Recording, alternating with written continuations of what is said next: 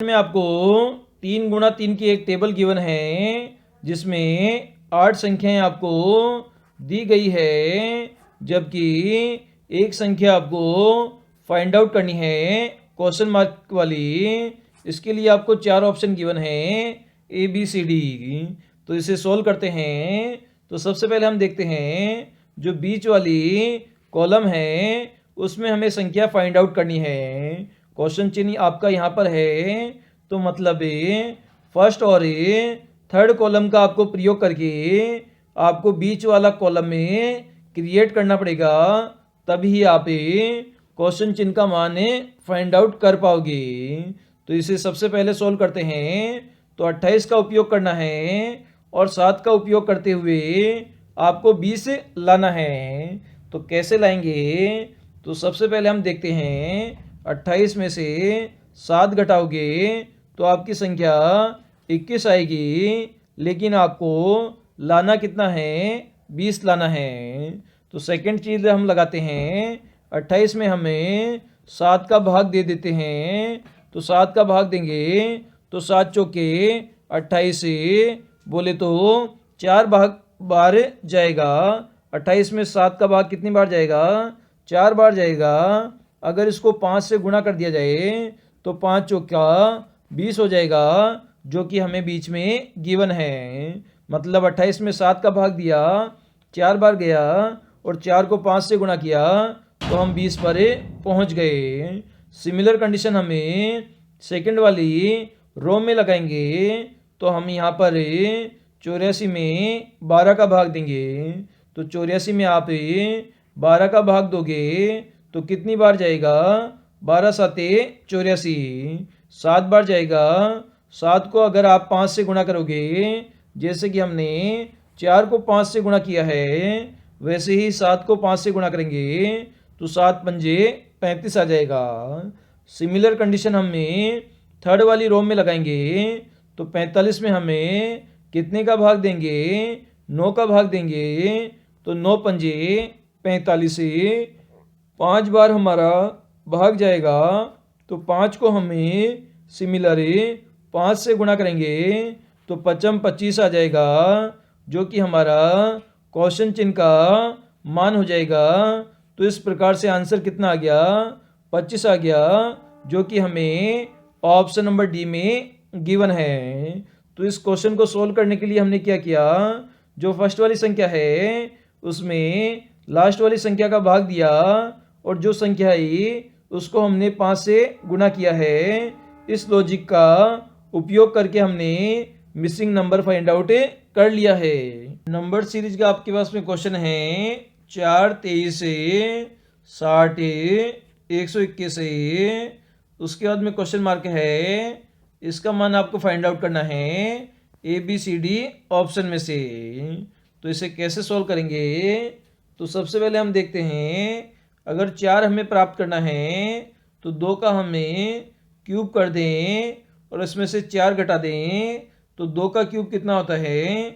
मतलब 2 को आपस में 3 बार गुना करना है। तो कितना आ जाएगा?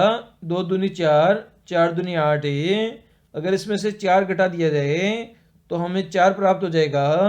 इसी प्रकार से 3 का क्यूब कितना होता है? 27 होता है। इसमें से 4 घटा दिया जाए, 27 में से 4 घटाएंगे तो 23 आ जाएगा। इसी प्रकार से 4 का क्यूब 64 होता है। इसमें से 4 घटा दें तो हमें कितना प्राप्त हो जाएगा? 60 प्राप्त हो जाएगा। इसी प्रकार से 5 का क्यूब 125 होता है। इसमें से 4 घटा दें तो हमें 121 प्राप्त हो जाएगा। तो सबसे पहले हमने 2 का क्यूब किया है, उसके बाद में 3 का क्यूब किया है, फिर 4 का क्यूब किया है, आगे 5 का क्यूब किया है, आगे हमें 6 का क्यूब करेंगे, जो कि हमारा 216 हो जाएगा।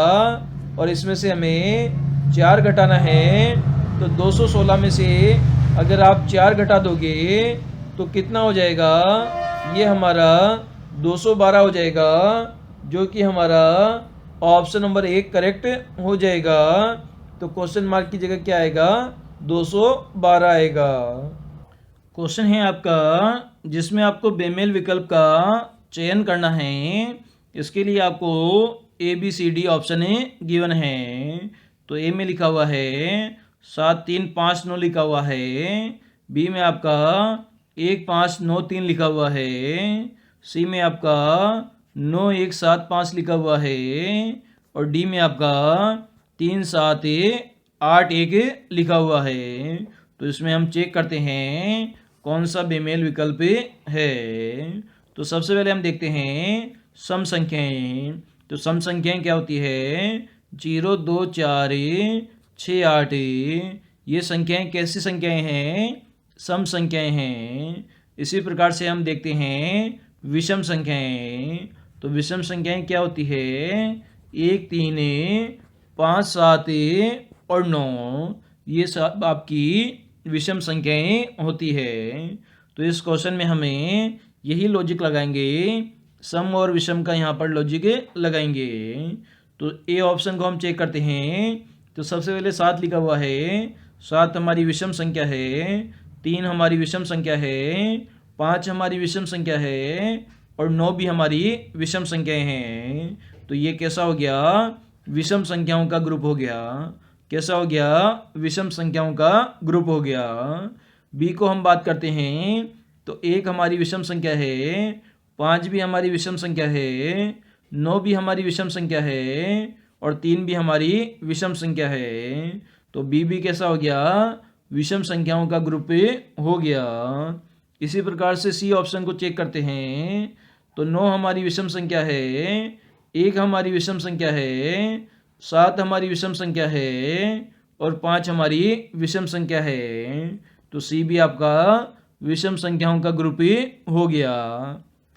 इसी प्रकार से डी ऑप्शन को चेक करते हैं। तो 3 आपकी विषम संख्या है। 7 आपकी विषम संख्या है। लेकिन 8 आपकी सम संख्या है। 8 कैसी संख्या है? सम संख्या है।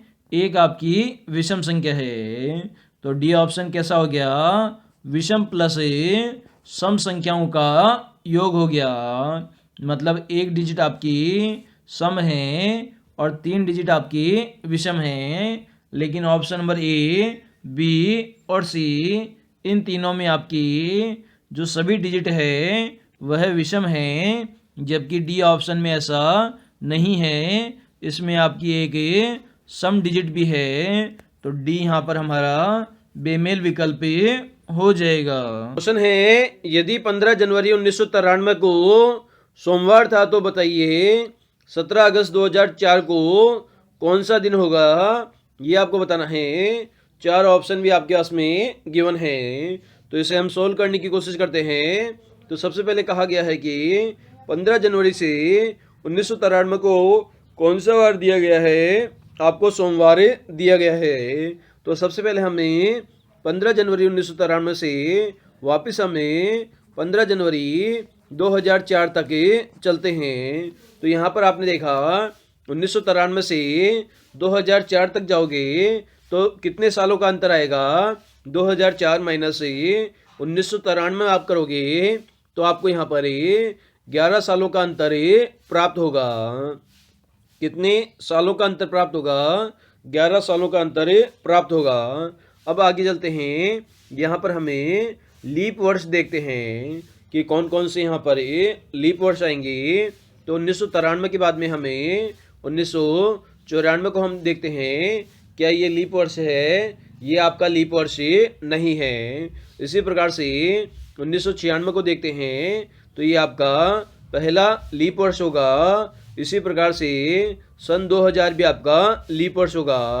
मतलब लीप वर्ष कितने हो गए? 2 हो गए। तो 11 सालों का अंतर तो पहले आ रहा था। मतलब 11 दिनों का अंतर आया 11 सालों में। क्योंकि सिमिलर डेट में हमें अगले वाले साल में जाते हैं तो एक दिन बढ़ाकर लिखते हैं। तो 11 + 2 कितना हो जाएगा आपका?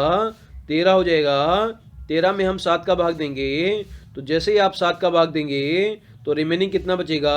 6 बचेगा। मतलब आपको सोमवार से 6 दिन आगे जाना है। तो सोमवार से आप जैसे ही 6 दिन आगे जाएंगे तो आपका वार कौन सा आ जाएगा? वार आपका रविवार आ जाएगा। कौन सा वार आ जाएगा? रविवार आ जाएगा। मतलब ये 15 जनवरी 2004 को कौन सा वार आ गया? आपका रविवार आ गया। अब हमें 17 अगस्त तक हमें जाना है। तो जनवरी की बात करें तो जनवरी में रिमेनिंग कितने दिन बचेंगे? 31 दिन की आपकी जनवरी होती है। 15 जनवरी को हमारा रविवार आ चुका है, तो रिमेनिंग आपके 16 दिन बचेंगे। फरवरी में आपके 2004 एक लीप वर्ष होता है, इसमें फरवरी 29 दिन की होती है, तो 29 यहाँ पर हमें जोड़ देंगे। मार्च में हमें 31 जोड़ेंगे। अप्रैल आपका 30 का होता है। उसके बाद में मई आपकी 31 की होती है।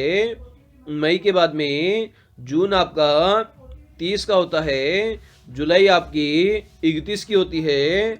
और अगस्त में आपको 17 दिनों तक जाना है। इन सभी को जोड़कर हमें 7 का भाग देंगे। तो 16 में हमें 7 का अगर भाग देते हैं तो 7 दूनी 14। रिमेनिंग आपका कितना बचेगा? रिमेनिंग आपका 2 बचेगा। इसी प्रकार से 29 में भाग देंगे तो 7 चौके 28 से रिमेनिंग आपका 1 बचेगा। इसी प्रकार से 31 में भाग देंगे तो रिमेनिंग आपका 3 बचेगा। 30 में भाग देंगे तो रिमेनिंग आपका 2 बचेगा। 31 में वापस भाग देंगे तो रिमेनिंग आपका 3 बचेगा। 30 में भाग देंगे तो रिमेनिंग आपका 2 बचेगा। 31 में भाग देंगे तो रिमेनिंग कितना बचेगा? 3 बचेगा। इसी प्रकार से 17 में भाग देंगे तो रिमेनिंग आपका 3 बचेगा।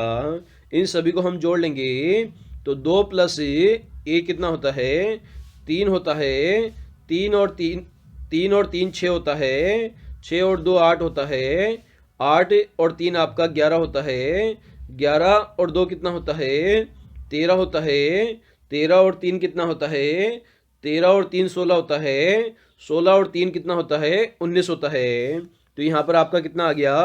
19 आपका यहाँ पर आ गया है। 19 में 7 का भाग देंगे तो 7 दूनी 14। 2 बार जाएगा, रिमेनिंग कितना बच जाएगा? 5 यहाँ पर आपका रिमेनिंग बच जाएगा। मतलब रविवार से आपको 5 दिन आगे जाना है। तो रविवार के बाद में क्या आता है? रविवार के बाद में आपका सोमवार आ जाएगा। सोमवार के बाद में मंगलवार आएगा। मंगलवार के बाद में बुधवार आएगा। बुधवार के बाद में गुरुवार आएगा। गुरुवार के बाद में आपका शुक्रवार आएगा। मतलब 17 अगस्त को कौन सा वार आ जाएगा? आपका शुक्रवार आ जाएगा। रविवार से 5 दिन आगे गए, शुक्रवार आपका आ गया, जो कि आपको ऑप्शन नंबर सी में गिवन है। तो सी हमारा इस क्वेश्चन का आंसर हो जाएगा।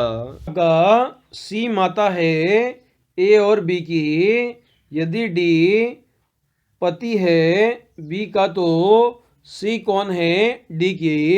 ये आपको बताना है। 4 ऑप्शन आपके पास में गिवन है। तो सबसे पहले कहा गया है जो सी है वो क्या है? माता है। सी क्या हो गई? माता है ए और बी की। फिर आगे कहा गया है डी पति है बी का। तो बी किसकी पत्नी है? डी की पत्नी है। किसकी पत्नी है? डी की पत्नी है बी।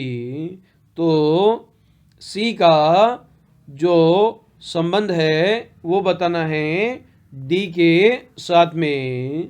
तो डी पति किसका है? पति है सी का।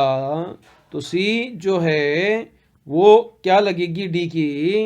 तो जो सी की जो लड़की है उसकी शादी डी के साथ हुई है, तो ये इसकी क्या लग जाएगी? सांस लग जाएगी। सी डी की क्या लग जाएगी? सांस लग जाएगी। तो ऑप्शन नंबर डी हम पर हमारा करेक्ट हो जाएगा।